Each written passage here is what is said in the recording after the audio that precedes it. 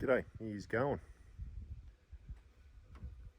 Right, I'm just heading out and looking at rocks again. I know that's a bit of a shock for me.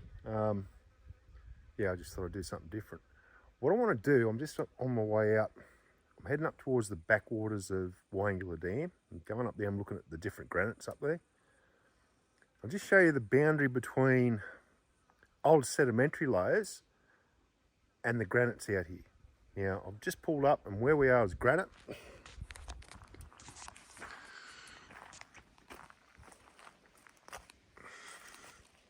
Pretty unmistakable.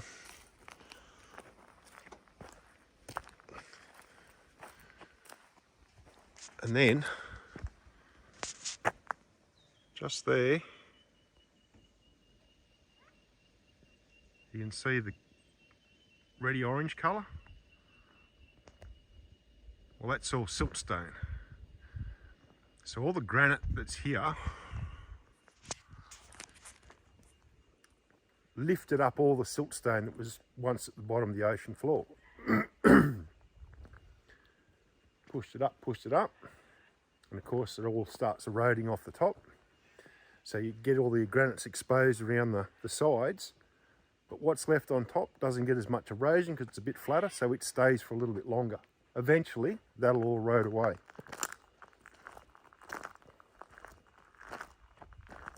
You've still got granite there. So you've still got granite there. Got those nice distinctive shapes, and I can explain to you how they get those shapes too. That's going to be a different video.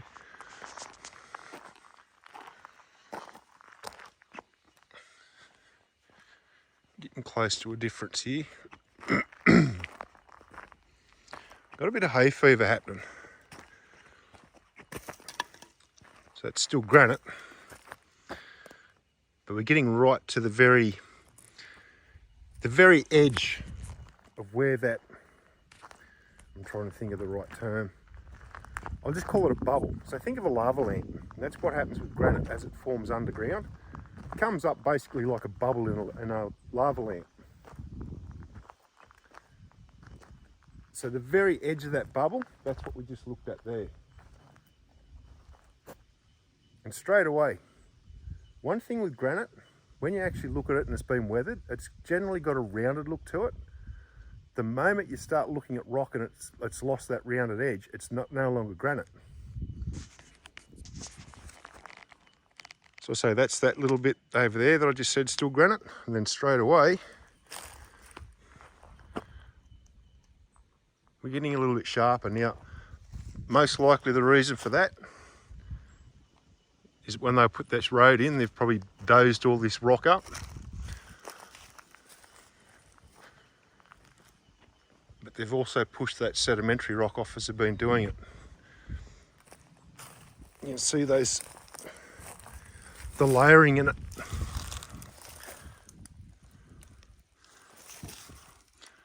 Granite, sedimentary. It basically, well, it's exactly like it's sitting. This stuff here, all that stuff up there, is sitting on top of this stuff, which is all that stuff down there.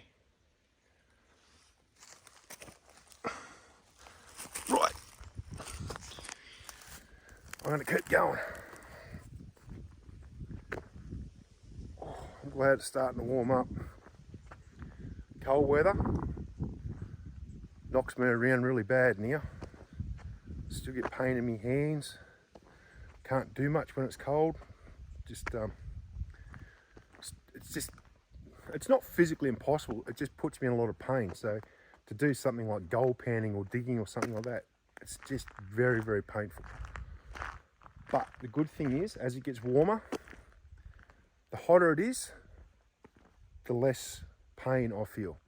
That pain actually just gets a bit of I get a summertime break from it. If it'd go away altogether, but I don't want it to go away altogether the way up how it normally happens, because I want to stick around a bit longer and keep looking at rocks. Oh, we'll keep going.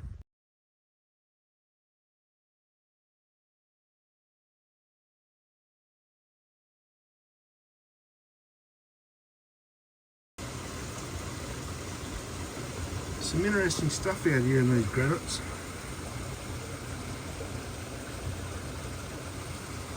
And I'm not the first one to take an interest in it. Oh.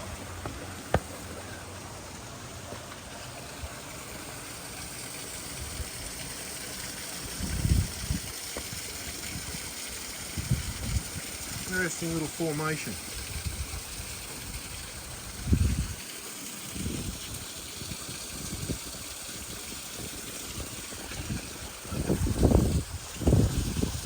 I'm only a hobbyist, but what I found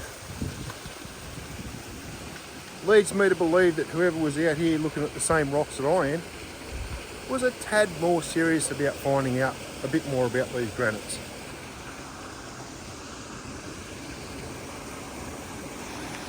They form some nice shapes, and I say it's the actual makeup of granite and environmental factors are the main reason you get those rounded shapes with granite. And I was talking about foliate or foliate. That's part of the weathering process of granite, and it comes off in plates like that.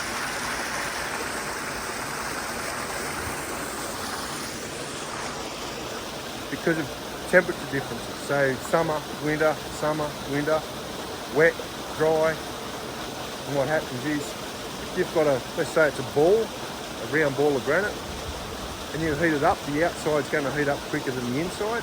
And then when you cool it down, if the inside's got a bit of warmth in it, you cool the outside, but the outside shrinks. So you end up getting those thin layers that just crack off it. I'll show you what I found.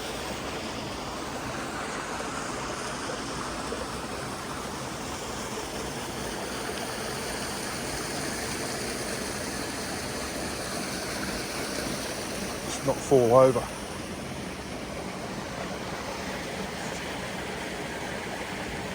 3 drill marks. That one's gone down in that direction. That one's gone down in that direction, and that one's gone down in that direction. So they definitely wanted to lift a bit out, and they've succeeded in doing it.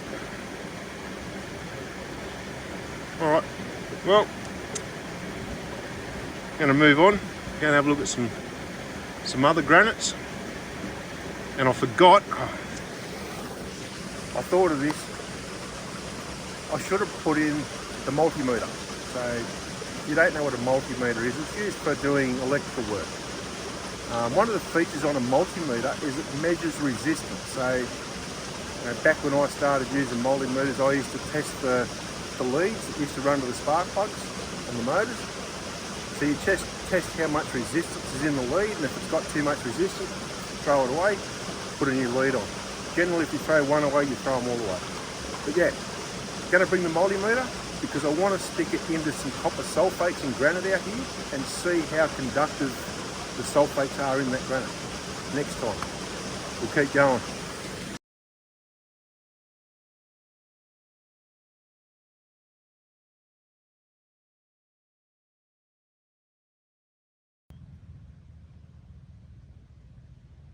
You would think that I've gone to a completely different area to where I was this morning with the granite. Lots and lots of quartz.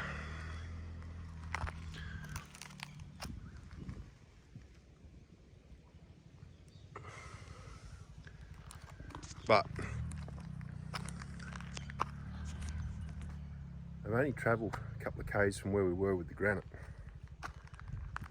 And again, I'm talking about geology, especially like to the people that are watching and they wanna improve their gold prospecting skills. You've got to start at the basics. My understanding and prospecting, my understanding with geology and prospecting started back in my teenage years. You know, and I knew a lot about the areas I went and I found gold. I knew a lot about the rocks. I knew a fair bit about the topography, like the lay of the land. A basic understanding of geology will help you pinpoint where you're going to find good gold. There are some things that are really good indicators, like quartz, and then you want to find fault lines, because I say most of your gold, especially in New South Wales, it's normally found along fault lines. Now again, trying to improve your geology skills, sometimes what you need to understand is when you go to a creek and you're finding gold, you need to understand whether the gold's coming from a quartz reef, or is it coming from a very, very old sedimentary layer that's now eroding into that creek. And I say that's where you start looking at the rocks in the creek and getting an idea of what sort of ground you're walking on. So I'm just going to spin you around. I'm going to show you some bedrock here. See a little patch of it there.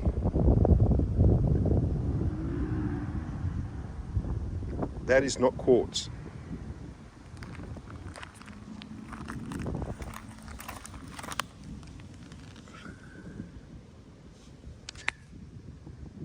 Take a real close look. There is quartz crystals in it. How soft is it? That's soft. And I say, look at the patterns in it.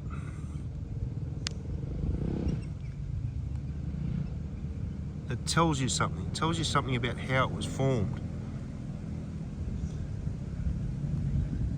Like you've got little veins running all through it.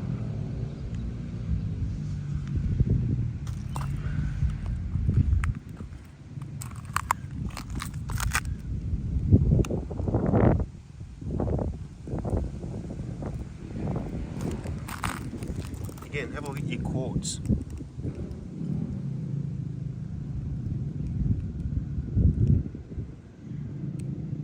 Not straight seams, are they?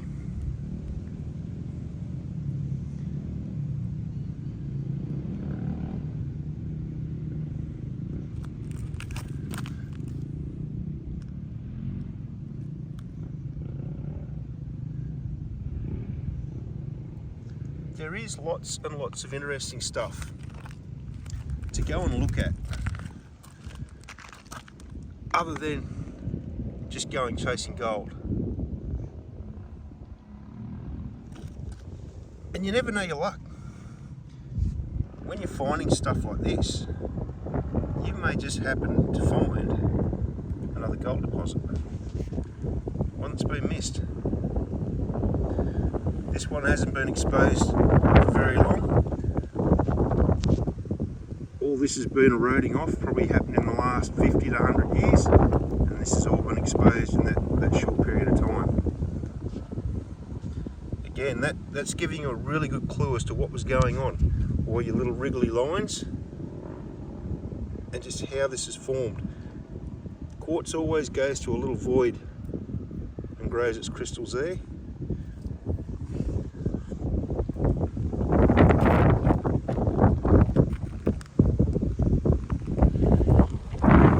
Always interesting stuff, you just got to take the time and look.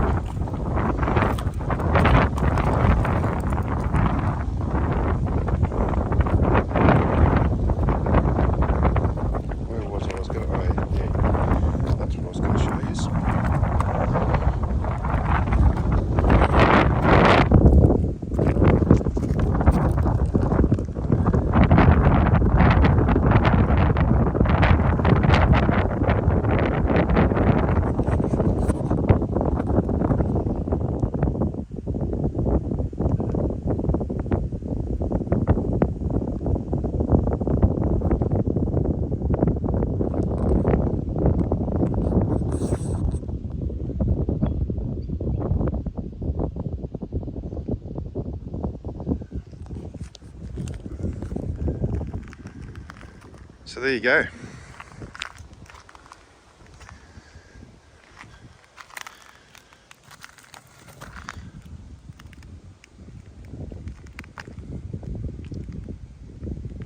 It's very, very sandy.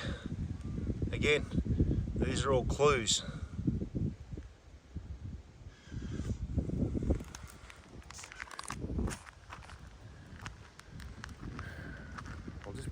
here because there's a nice band of yellow, red and orange in sandstone. And again, you got to think, a couple of K away, we've got granite, lots and lots of granite.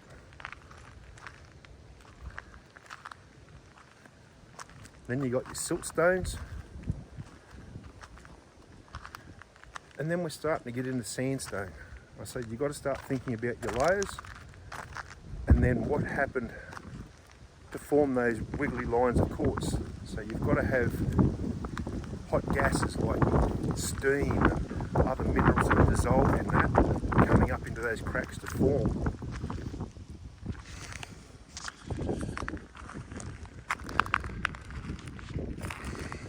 Bloody glass drives me nuts.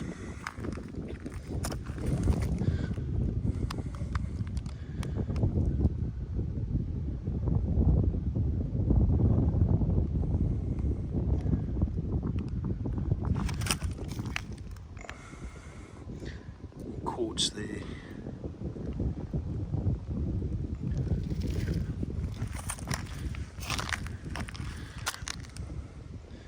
Again, you look at your seams.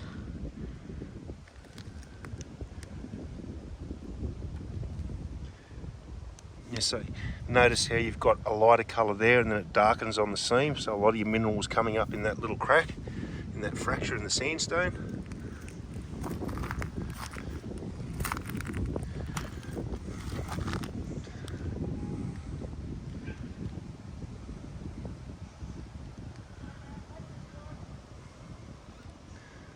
There's been a lot of bending and contorting of the Earth's crust.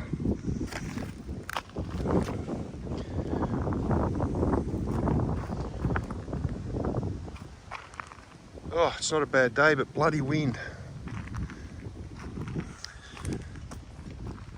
We've got another couple of months, probably about another month and a half of wind, and then hopefully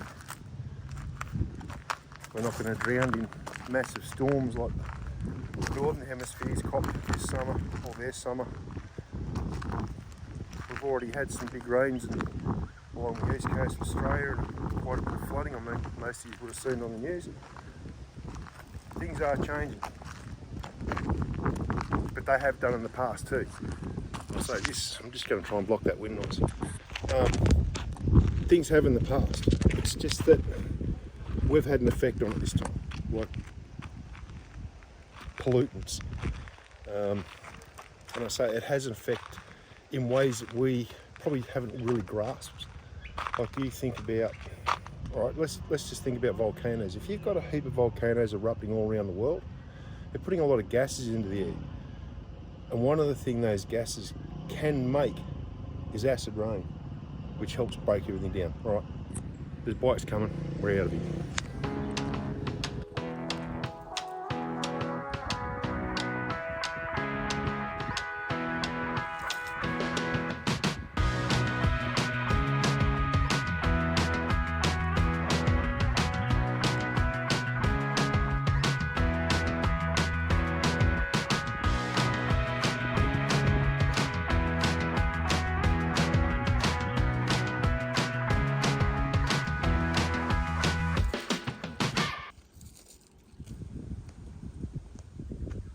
Moved to a different spot and we've got some grey coloured stone.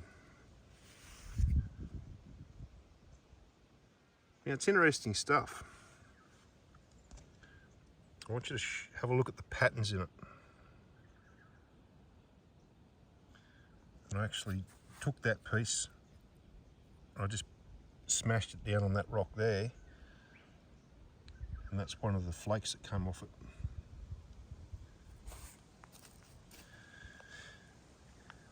So again, that's another kind of mineral. I said to you about mica.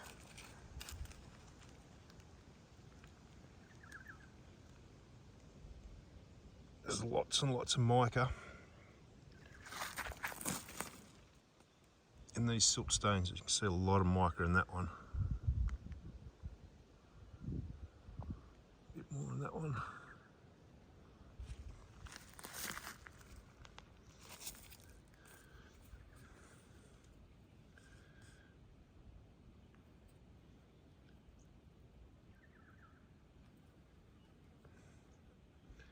I can say with 100% certainty that in these hills out here,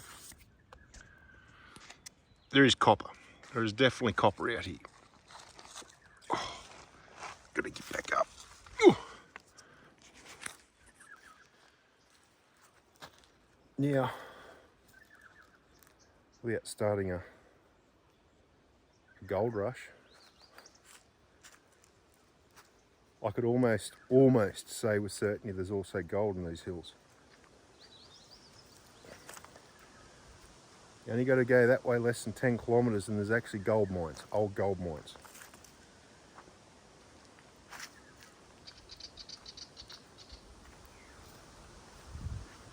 I say, good old quartz. There's our grey stone again. Yeah, I'm barefoot. Have a look at how it's fractured and the quartz is actually formed in those little fractures.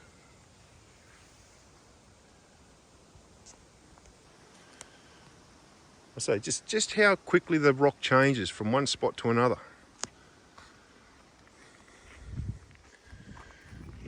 Good old creek alluvials, they're always a great way of telling you what sort of area you're working, what sort of rock it is, what sort of ground's there, what sort of minerals are there. Because everything that comes off the hills goes into the gullies, into the creeks, and then into the rivers. That's pretty much what the old timers did when they were trying to find them gold reefs. They'd find the alluvials in the river and then they'd follow the gold until it stopped, and then they'd start looking up the gullies until they found it. What can we see? Sandstone, sedimentary, granite.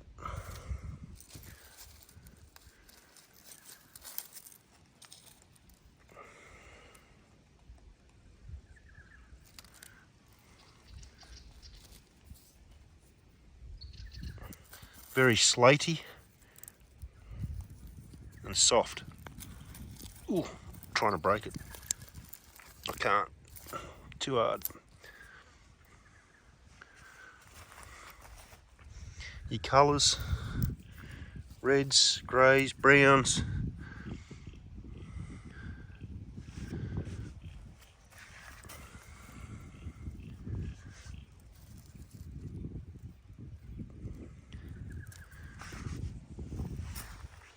You know, you're talking fault lines. This side, that's all your sedimentary stone. That side, that's all your granites. So right on that boundary again. That's not saying this is a fault line, but the way the earth's been tilted, the way the crust has been tilted, you've got to have fault lines for it to actually bend the crust. I say when you've got an area of old sedimentary stone there, and then you've got granite over there, that granite's pushed up. So more than likely, if you were to look at the angle of this sedimentary, it's probably going to match the way that granite's pushed up through those sedimentary layers.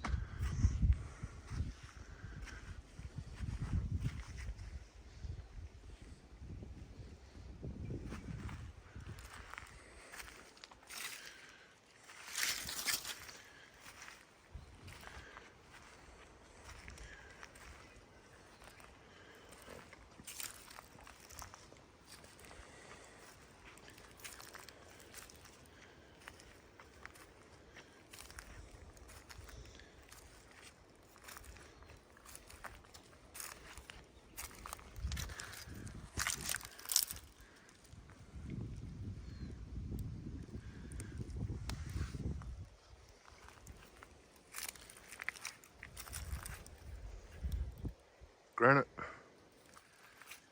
sedimentary. White ones, granite. And there's the bedrock, which is granite. And then sitting on top, you've got all your sedimentaries. A lot of that bigger stuff's come down with the creek, and the small stuff, the fine stuff on top, has come off the hill.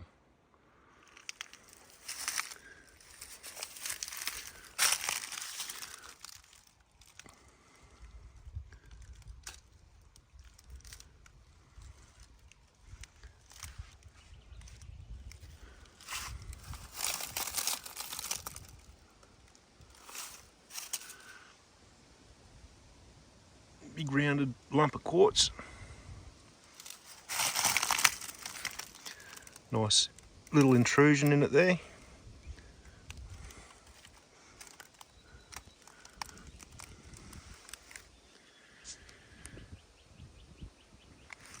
I'll keep looking.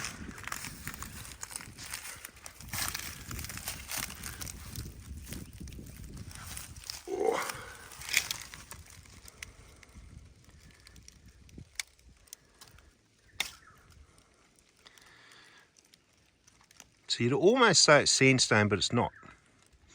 Whoop, what we got here? This might be a giveaway. A quartz intrusion. It's granite.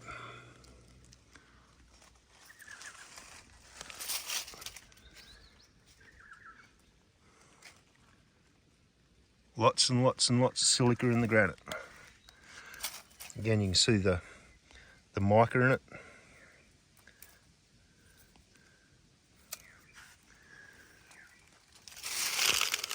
Oh, it's interesting bit of sedimentary rock. Got some good layers in that one.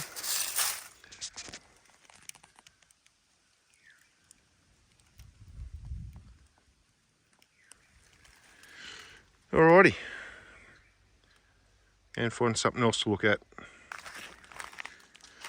Go for a wander down along the edge of the water. I swear, if I could have one wish granted before I die, it would be to have glass bottles banned from outdoor areas. Look, they've got a use. I don't mind glass bottles at home, but don't bring them out in the bush. Glass will last for thousands and thousands and thousands of years. If it makes it into a creek or river, great, it's going to break down fairly quick. Until it does, it's going to take a long time. But yeah, everyone knows I hate glass. So anyway, there's our granites. Got that nice rounded shape. Again, how that happens, so you got hot, cold, you also get rain slightly acidic. And what happens with granite, because it doesn't actually have like a structure as such, because I say it's a molten ball of magma that's come up in the ground, and then it solidifies. So there's not layers or anything. So what happens is, as it's been chemically attacked by acid, and it's been weathered by heat and rain and all those kinds of things, it attacks the outside of it. So you end up with a rounded shape. That's why most of these exposed granites have always got that rounded shape to them, because as it breaks down, I say if it's a ball and you heat the ball up, the outside gets hot first, and then the heat slowly goes into the middle. And if you cool it really quick, the outside shrinks, but the inside stays warm, so the outside just brusts off. So normally what happens, sharp corners on granite, they're the first things to break off, because they're more affected by temperature, and they're more affected by like acid rain and things like that. Sharp edges, more prone. They break down quicker, sharp edges. Rounded surfaces, not so quick. Oh wow, what sort of rock's that? I wonder. Some good quartz out here.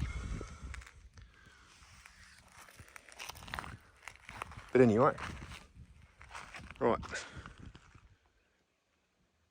Now I'm going to show you something a little bit different. So granite, this is all basically decomposed granite. We've got our grey slates again. It's all coming off the hill. It's eroding off the hill down this way. Come around. Look at that colour change.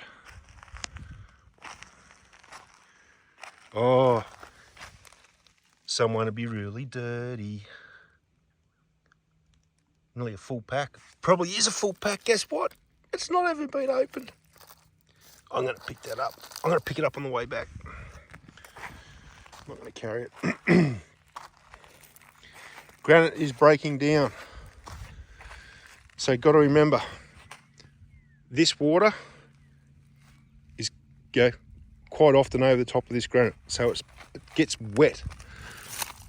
And then it sits in the sun and it dries and it bakes. Then it gets wet and then it gets like wintertime, it freezes. And then the moisture trapped in that just starts breaking the surface up. That's how your granite starts to decompose.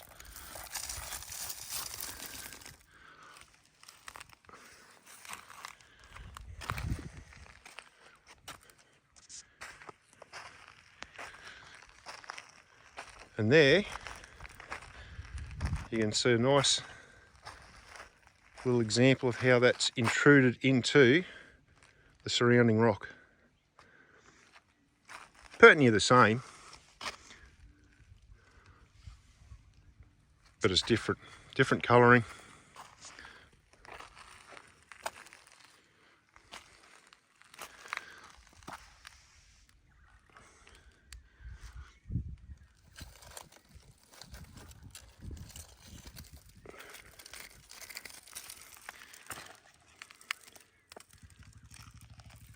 Lots of white, lots of white. Then it changes. Got that rusty colour to it. And again, we've got that rounded shape. Whereas this stuff, it's all got sharpish edges.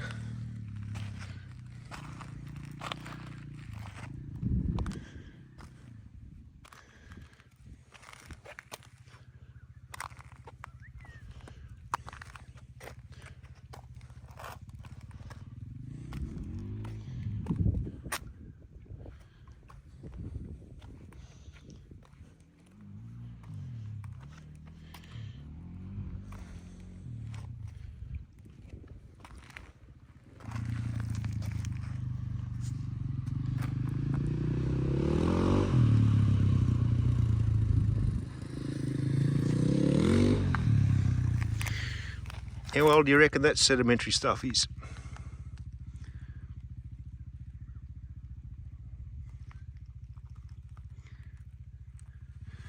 There's a good one for you to figure out. Has that been created by the building of the dam? Or was that there long before the dam was here?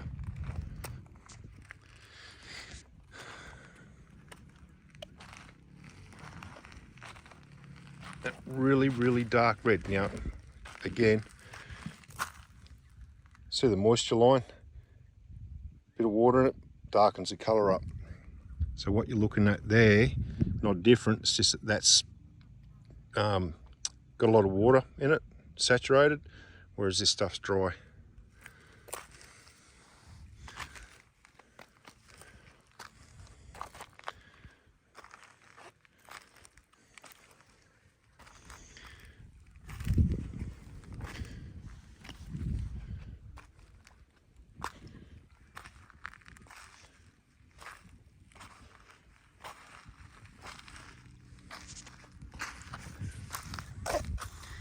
It looked good for a second.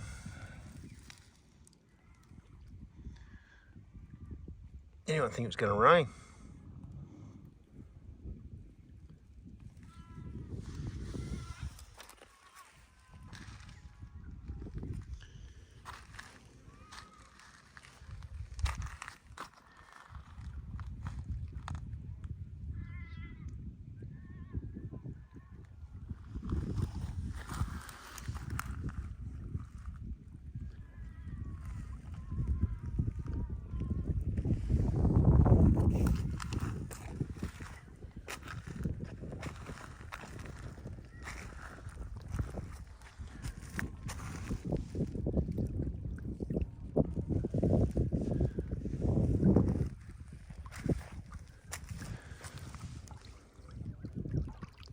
Bit of cypress, bit of burnt cypress.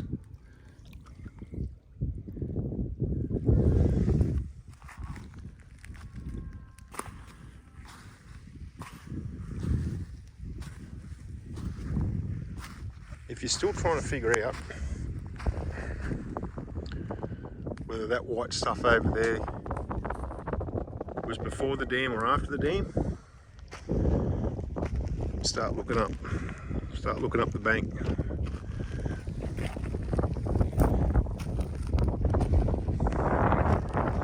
There's clues.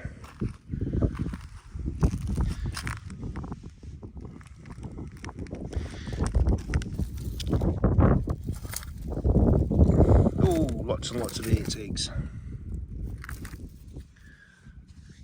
That's been very, very hot at some stage. Very hot. Ow! They're not happy that I disturbed them.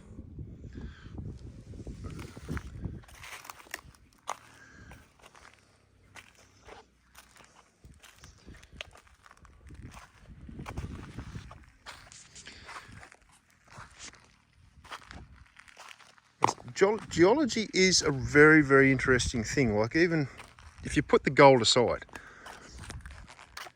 if you're just not interested in gold, but I say anybody that does geology, especially as a profession, they generally get hired by mineral companies to actually locate mineral deposits so they can mine them. But it's just an interesting thing to actually have knowledge on. So we're standing on old sediments, right?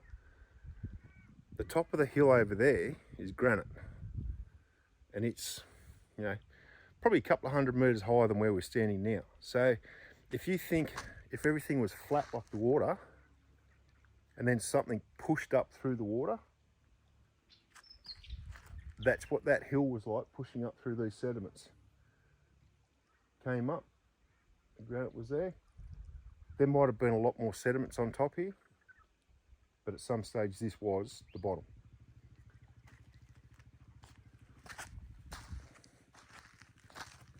So yeah, and the other thing is, you think of the ground as being solid and stable. Well, it's not. It's always moving. Every single day, every single night, the ground is always moving. It's just that it's moving at a rate so slow that we don't notice it.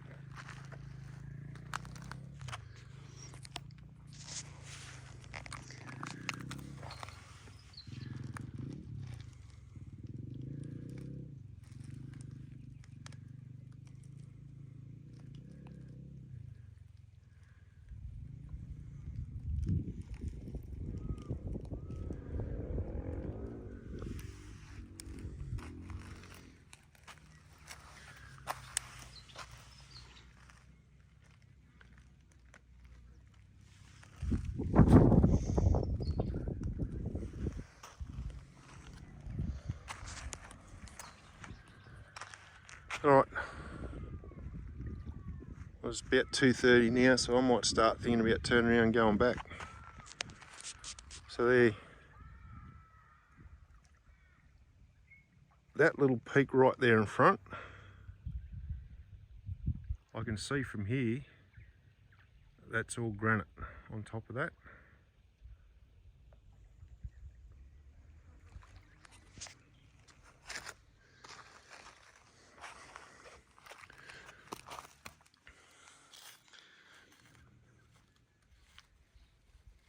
Again, I think we're looking at a very cooked rock.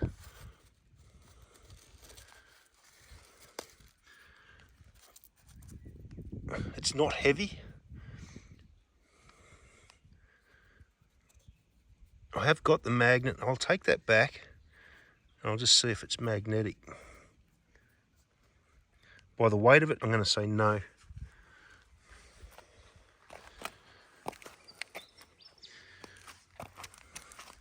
It's not shiny enough. Like, if it's going to have iron in it, it's normally got a real shine to it.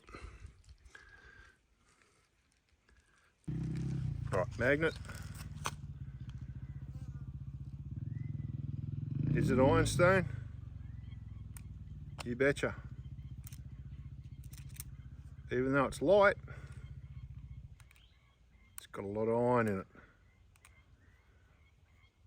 More clues, more clues. Last stop, I'm heading for home. Just gonna have a quick look in this creek and see what sort of alluvial gravels are in it. And see if we get an idea of what's running off the hills, both sides. You can see granite there. See a lot of granite in the creek. And you can see some grey stuff as well.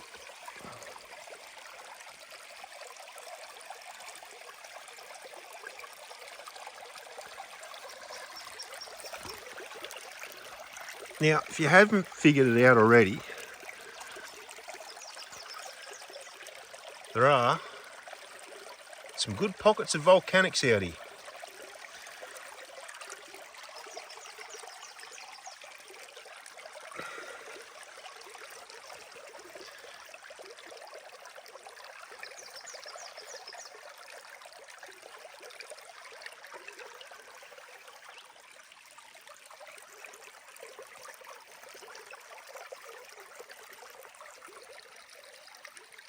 Ooh.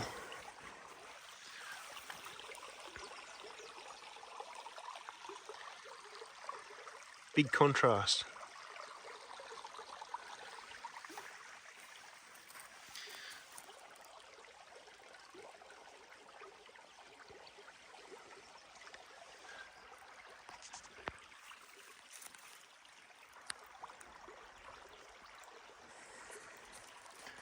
So there you go.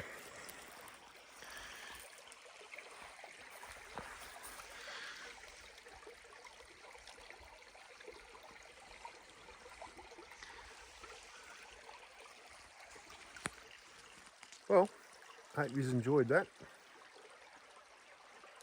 I've got a few samples that I've collected to take back and have a look at. I'm interested about the little white patterns in the greyish black rock. What's caused that? I've seen that at another, it was actually a gold mine. One that's no longer being used, but there was a lot of that rock, or a lot of rock that had a pattern very similar to that. So I need to go back and do some research and see if it's the same sort of stuff. I've got a feeling it's different, it just looks similar. All right, hope you're finding lots of yellow. Get out there and get into it. Until the next video, have a good one, and I'll catch us all later.